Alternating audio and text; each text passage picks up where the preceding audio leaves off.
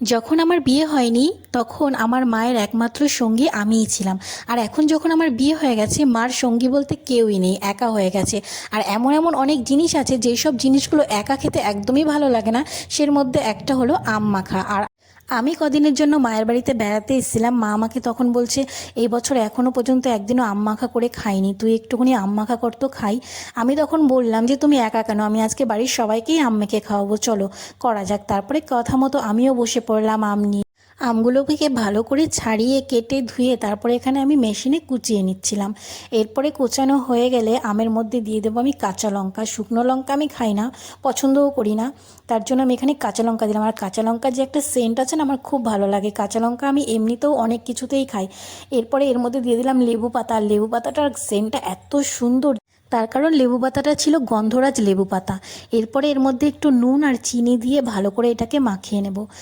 যে কোনো টক জিনিস মাখতে গেলে না, যে মাখে তার যেন জিভ দিয়ে জল চলে আসে। আমারও তেমনই হচ্ছিল। যাই হোক, আমি কিন্তু টক খেতে বেশি একটা পছন্দ করি না। টক খাওয়ার মধ্যে এই আম মাখাটাই আমার একটু পছন্দ হয়। তাছাড়া এইরকম টক জিনিস তাছাড়া আমার কিছুই ভালো লাগে না, আমটাই একটু খাই। এরপরে আমার কথা বলতে বলতে দেখো মাখাও কমপ্লিট হয়ে গেছে। আমি এবার মাকে একটু দিয়ে দেখি মা কী বলে, কেমন হয়েছে, নুন চিনি সব কিছু ঠিক আছে কিনা। মাকে আমি দিয়ে দিলাম, মাকে বললাম মা বলো কেমন হয়েছে। মা বলছে হ্যাঁ সব কিছু ঠিকঠাকই আছে, নে এবার সবাইকে দিয়ে দে। তারপরে আমি এখানে বাটিতেও দিয়ে দিচ্ছিলাম, যে সবাইকে দেওয়ার জন্য, বাড়ির আর যারা যারা আছে আমি সবাইকেই দেবো। নিজে একা খেতে টক জিনিস একদমই ভালো লাগে না, তাই সবার জন্য এখানে রেডি করছিলাম। রেডি করা হয়ে গেছে, এবার আমি যার যার জিনিস তার তার কাছে পৌঁছে দেবো।